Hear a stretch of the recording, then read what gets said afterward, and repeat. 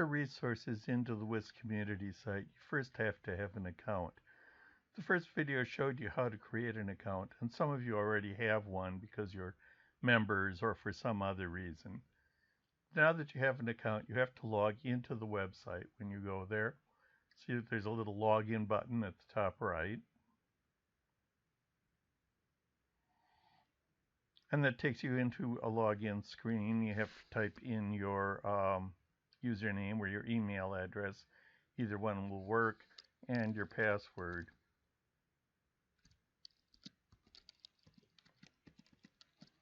For a minute there, I couldn't remember what that password was. And you click on the login button and you get logged in. And one thing that changes when you log in is before this COVID-19 tab up here at the top of the screen was plain. Now it has a little drop down on it because you would have permission to do this.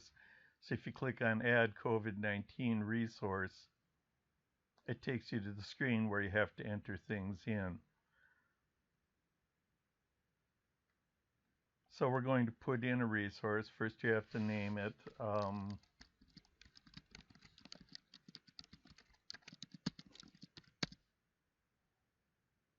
We'll call it some mystical resource. And you have a bunch of different types of resources here. You should pick whichever one seems to fit best with whatever it is that you're entering. We got things like childcare for childcare resources, online only, medical resources. Wi-Fi is supposed to be like places that have Wi-Fi available publicly. Taverns, restaurants, those are for bars and restaurants that are still serving during the shutdown, that are doing, curbside or something like that. We got one called Other that is there mostly because I'm sure I didn't think of every kind of resource you want to put in. So if you say that it's Other, you can do that and I'll sort it out later. Resources for kids. Closures are things that are closed. Internet was intended to be like places that are giving deals on the internet or free internet access. There are some providers doing that. Grocery stores that are still open for grocery.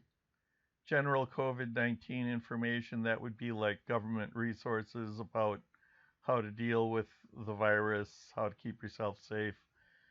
Food pantry is for food pantries. We've got two kinds of financial, personal, and business. That's intended to be, for resources like how do I apply for unemployment? Where can I get help with my business that's having trouble because of the crisis? Those sorts of financial resources. Farmers markets and farmers. Those are for, farmers that and farmers markets where people can get food that are open. Entertainment, there I think things like, entertaining things you can do on the internet, services that are providing special deals on entertainment online. I'm thinking of that mostly as online sorts of information, sorts of entertainment. And education, that would be for educational resources, ways you can teach your kids how to do things, educational resources for teachers, any kinds of educational resources. So you pick one of those. Let's call it a grocery. So maybe I should, instead of some mystical resource, I'll call it Fred's Grocery. I'd put in the food co-op, but I've already done that. So here there's a body field. You can type in information about it.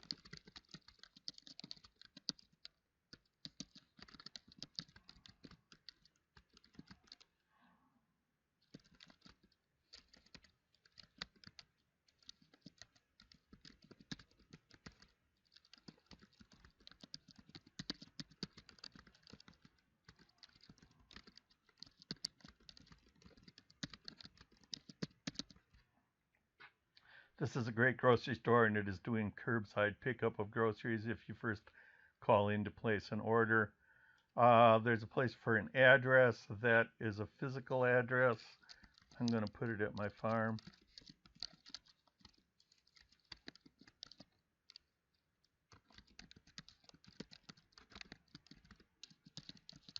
And there you can put it in kind of any reasonable sort of address.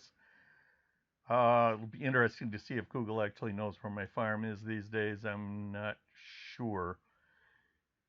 These are resource links, so if this grocery store has a website, you can put in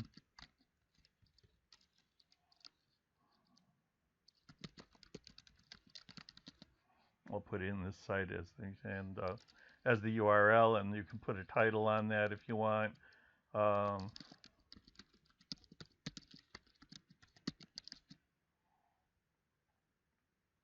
You can put in a telephone number.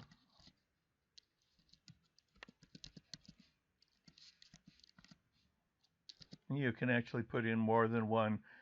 You can put in two different telephone numbers. It's just a text field, so if you had another one, then say they had a special order phone,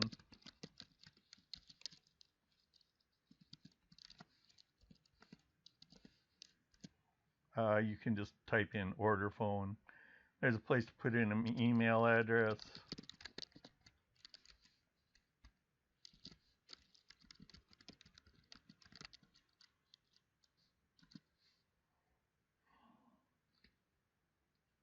And the rest of this you can just ignore.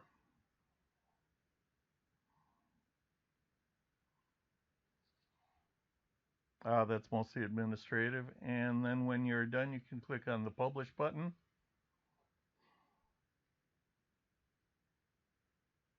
Now, the way these are displayed right now is kind of crude. I'm going to fix that up. Obviously, it didn't know where my address is because it didn't draw a map. That's all right. Usually that works. It's just I live out in the middle of the country.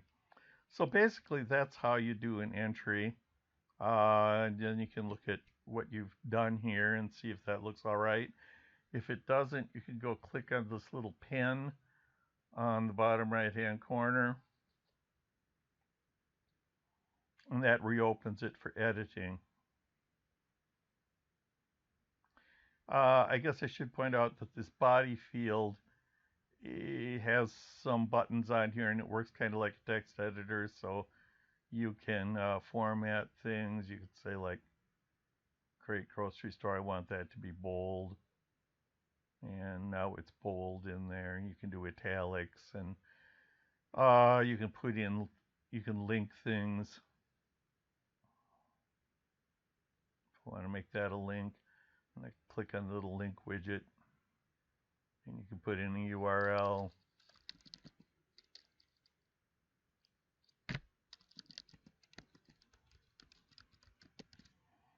We'll link that to CNN.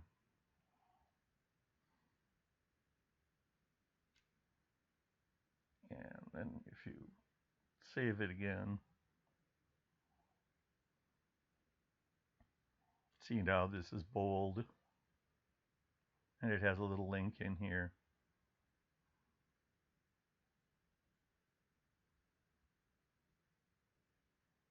That links to CNN, which seems to be really, really slow at the moment.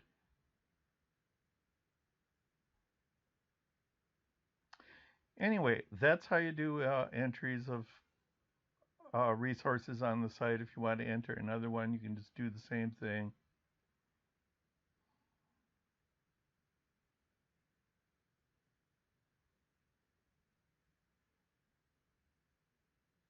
And you'll get another blank form to fill out. And then when you're done, you can just leave the site. You will stay logged in for a good long time. So when you go back, you don't have to log in again. But if you're working on a public computer or some computer that somebody else might be using, you really should log out. So you go back up here to where it has your username. And if you uploaded a picture, it'll have your picture there. And you just say log out, and you're done.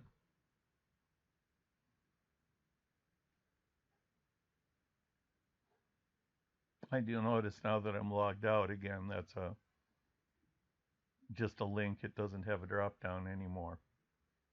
All right. Thanks a lot. I guess we're done.